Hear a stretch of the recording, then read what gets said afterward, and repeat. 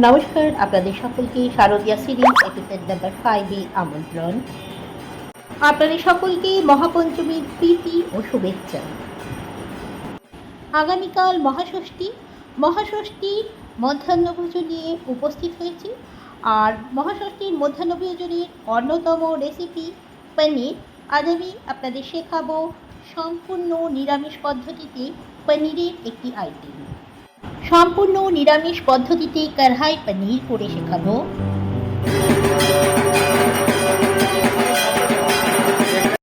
সম্পূর্ণ নিরামিষ পদ্ধতিতে কড়াই পনির আমি মাত্র কয়েকটি উপকরণ দিয়ে তৈরি করে দেখাবো। প্রথমে নিয়েছি দুটো মাঝারি সাইজের ক্যাপসিকামকে টুকরো করে নিয়েছি, আর নিয়েছি 350 গ্রাম মতো পনির ডাইস শেপে কেটে নিয়েছি।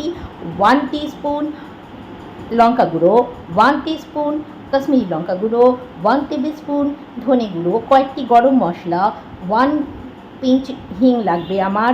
এছাড়া নিয়েছি 1 টিস্পুন কাসুরি মেথি, আর নিয়েছি ড্রাই ফ্রুটস। প্রথমেই আমি টমেটো, কাঁচা লঙ্কা আর ড্রাই ফ্রুটসের মধ্যে কাজু ও অ্যালমন্ডকে একসঙ্গে গ্রাইন্ড করে নেব। এই মিশ্রণটি শুধু আমি দেব মশলা কষার সময়। আর নিয়েছি ঘি অথবা বাটার। আমি বাটারটা ইউজ করব, আপনাদের ইচ্ছে হলে ঘি ইউজ করতে পারেন। প্রথমেই আমি সাদা তেল দিয়ে পনিরগুলোকে এক সাইডটা ভাজবো, অন্য সাইডটা কিন্তু আমি ভাজবো না। আপনারা চাইলে এই সময় ঘি বা বাটার দিয়েও ভাজতে পারেন। আমি কিন্তু সাদা তেল দিয়ে ভেজেছি। এবার পনিরে ভেজে থাকা তেলের মধ্যেই আমি ক্যাপসিকামগুলোকে দিয়ে পুরো ক্রিস্পি করে ভেজে তুলব।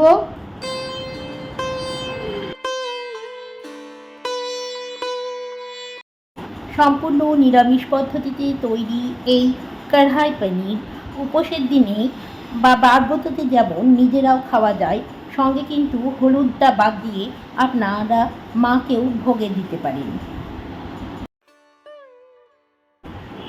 ক্যাপসিকামগুলো অলমোস্ট ভাজা হয়ে গেছে, সুন্দরভাবে ভাজা হয়ে গেছে। এবার একটি বোলের মধ্যে আমি ক্যাপসিকামগুলোকেও তুলে নেব। আর আমি যেহেতু ঘি আর বাটার দুটোই নিয়েছি, আর আমার পছন্দ বাটার, তাই বাটার ইউজ করব। আপনাদের ঘি পছন্দ হলে ঘি দেবেন। এবার ফোড়নে দিলাম 1 টিস্পুন জিরা গুঁড়া, 1 টিস্পুন কাসুরি মেথি, আর দিলাম 1 পিঞ্চ হিং, আর সঙ্গে দিলাম 1 টেবিল স্পুন আদা বাটা। এটা দিলাম ফোড়নে এবং ফোড়নটা ভালো করে নাড়িয়ে চাড়িয়ে দিলাম। এখন দিলাম 1 টেবিল স্পুন ধনিয়া গুঁড়া, 1 টেবিল স্পুন কাশ্মীরি লঙ্কার গুঁড়ো, 1 টিস্পুন শুকনো লঙ্কার গুঁড়ো।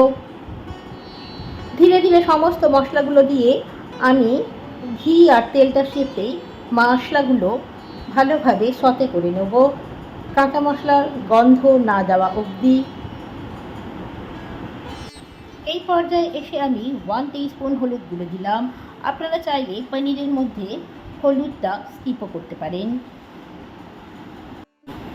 আর মিক্সিতে গ্রাইন্ড করে রাখা টমেটো, কাঁচা লঙ্কা, অ্যালমন্ড, কাজুর মিশ্রণটি এই মুহূর্তে দিয়ে সম্পূর্ণ মশলাটি একসাথে আমি সতে করে দিচ্ছি। এখন কালারটি আস্তে আস্তে চেঞ্জ হচ্ছে।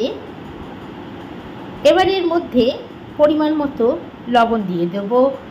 আমি এখানে পনির নিয়েছিলাম 350 গ্রাম, আর নিয়েছিলাম 2টো ক্যাপসিকাম, সেই অনুপাতে লবণ দিচ্ছি। আপনারা আপনাদের স্বাদ অনুপাতে, পরিমাণ অনুপাতে লবণ মেশাবেন। আমার মশলার কালার কিন্তু ধীরে ধীরে চেঞ্জ হচ্ছে। এই পুজোর দিনগুলিতে যদি এই ধরনের একটি নিরামিষ কড়াই পনির তৈরি করে নেওয়া যায়, সঙ্গে একটু লুচি পরোটা খেতে কিন্তু অনবদ্য লাগে। মিক্সার জারের মধ্যে একটু মশলা লেগেছিল, তার মধ্যে আমি একটু উষ্ণ গরম জল দিয়ে এই ঝোলটার মধ্যে দিয়ে দিলাম আর ঢাকা দিয়ে দিলাম। আর সঙ্গে গোটা গরম মশলা গ্রাইন্ড করে দিয়ে দিলাম। আর দিলাম কিছু কুচো ধনে পাতা, যেটা আমি ইনগ্রেডিয়েন্টসে দেখাতে ভুলে গেছিলাম। এই ধনে পাতাটা এই মুহূর্তে মেশালে সুন্দর একটি অ্যারোমা বেরো হয়। এবার আমি সম্পূর্ণ মশলা, গরম মশলা আর ধনে পাতাটিকে একসঙ্গে কষিয়ে কিছুক্ষণ হতে দেবো। তারপর পনির আর ক্যাপসিকামগুলো আমি এর মধ্যে অ্যাড করে দেবো।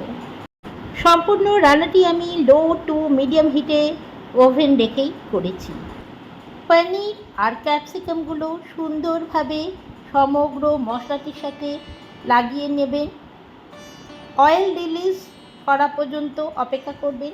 2 মিনিটের জন্য ঢাকা দিয়ে দিয়েছিলাম। 2 মিনিট পরে এলাম, দেখুন তৈরি হয়ে গেছে আমাদের কড়াই পনির। এই সুন্দর কড়াই পনির পুজোর দিনে লুচি, পরোটা, পোলাও যা ইচ্ছা তার সাথে এই কড়াই পনির আপনারা খেতে পারেন বা ঈশ্বরকেও নিবেদন করতে পারেন, যেহেতু এটি সম্পূর্ণ নিরামিষ। সমগ্র ভিডিওটি আমার পাশে থাকার জন্য আপনাদের সকলকে ধন্যবাদ। আমার ভিডিওগুলি এবং রেসিপিগুলো যদি আপনাদের ভালো লেগে থাকে অবশ্যই লাইক, শেয়ার, কমেন্ট করতে ভুলবেন না। আর আপনারা আমার চ্যানেলের নতুন বন্ধু হলে অবশ্যই আমার সাবস্ক্রাইব বাটনটা অন করে পাশে থাকবেন, বেল আইকনটি অন করে দেবেন। পুজো শুরু হয়ে গেছে, আপনারা পুজোর আনন্দ উপভোগ করুন। অবশ্যই সুস্থ থাকবেন, ভালো থাকবেন। আবারও একটি নতুন ভিডিও নিয়ে খুব শীঘ্রই উপস্থিত হচ্ছি।